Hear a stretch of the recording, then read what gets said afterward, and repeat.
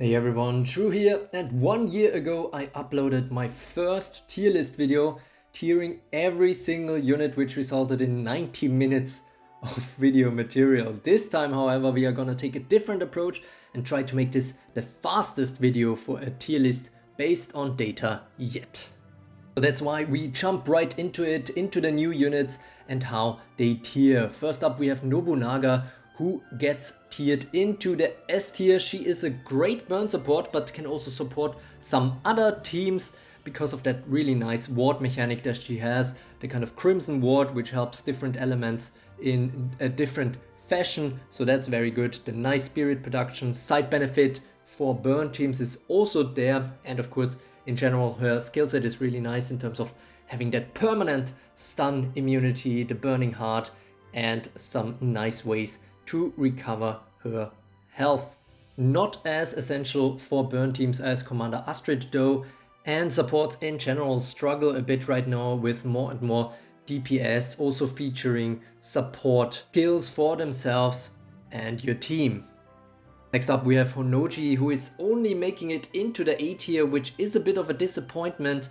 But yeah, she's this burn DPS with a unique charge mechanic, with the healing burn effect. She can be really lethal, but there is a lot of RNG factor involved. She has that really good attack all skill. But the main reason I think why she is a bit underrated right now, or maybe underutilized, is because of just 2 weeks later we got another great SSR released, and that is Water Alice, with that kind of sleep water element advantage over these previous two units. She goes straight to SS tier and kind of ended Honnoji's hopes for a higher tier.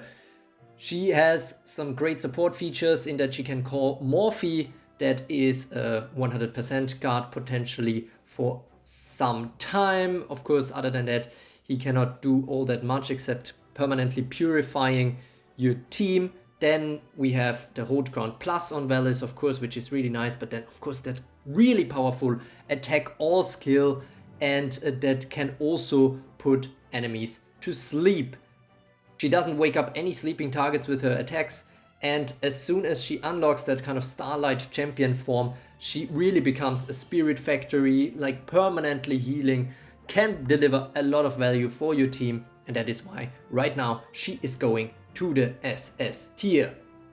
As for the remaining units here, we have Bright Lancelot, King Arthur and Storm Clarice, and I think all of them could potentially be top tier material. However, the data is not sufficient right now and they will be tiered in the future. So let's go to the next point, which is the tier changes. And here we see Gaia and Reyna join the graveyard tier. I think they are long past their due date. These Earth units have really run their course, and they were never really great to begin with, even at their release, to be totally blunt with you. And then we have the F tier, and there we see Merlin going down, which is also understandable. The stun meta isn't really in place right now, and we do have some much better units in someone like Giga Veloccia if you wanna go that direction right now. And then we also see Fire Antares being down. That makes a lot of sense because we do see stronger burn units released, and Fire Antares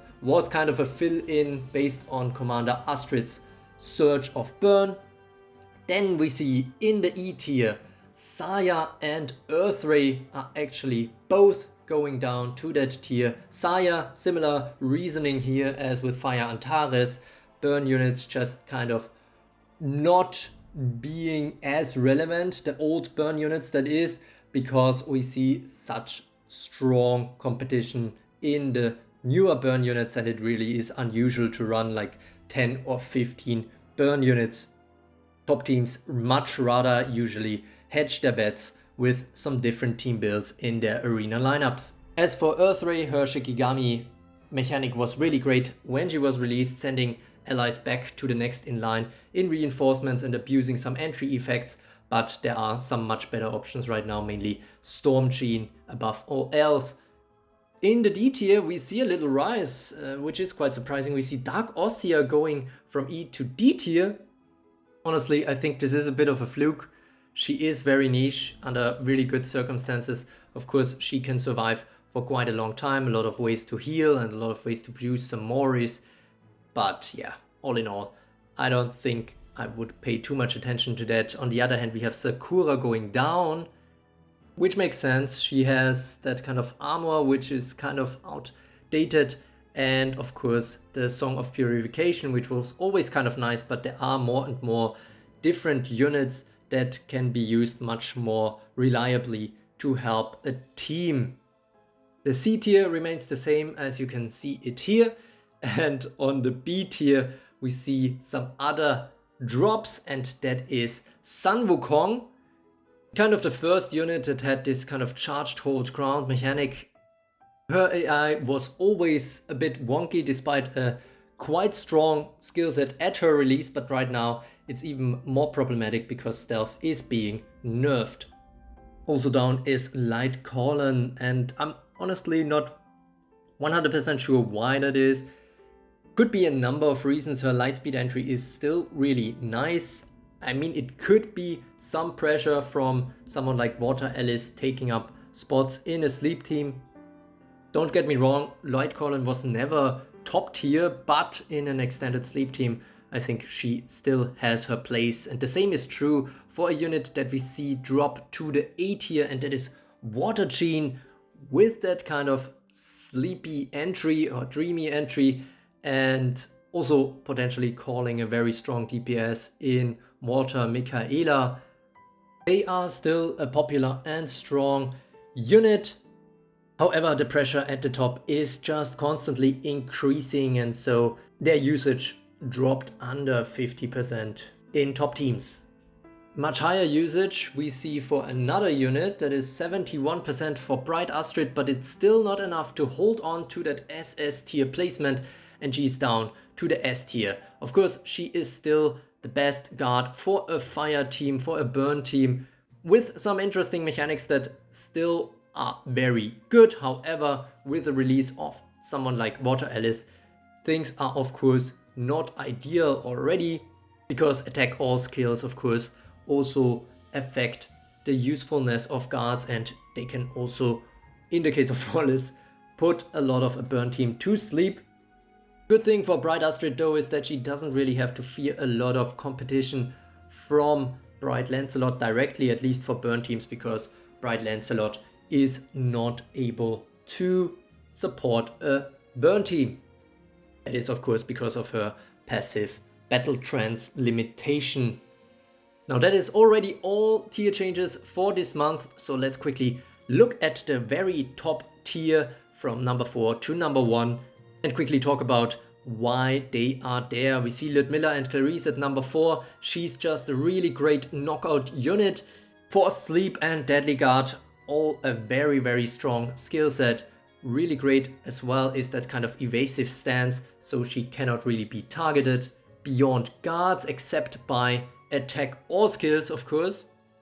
But she might struggle with some of these new releases. For example, Bright Lancelot and Storm Clarice have the elemental advantage against her, possibly put a stop to some of her shenanigans, and even King Arthur could put her out with the Regal Eclipse rather quickly.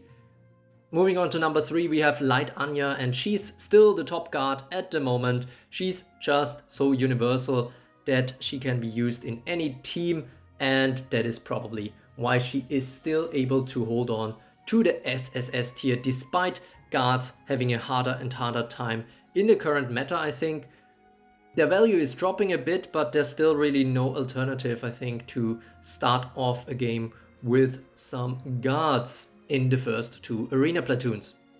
And then at number 2 we have Storm Jeanne, and even more importantly Storm Michaela, her sister, with the Vengeance, providing just so much value, being that kind of 100% guard indestructible until she gets her turn. She could even be stunned and be indestructible for much longer. I mean, now we do have some skills in the new units that ignore that, and she can be killed anyways.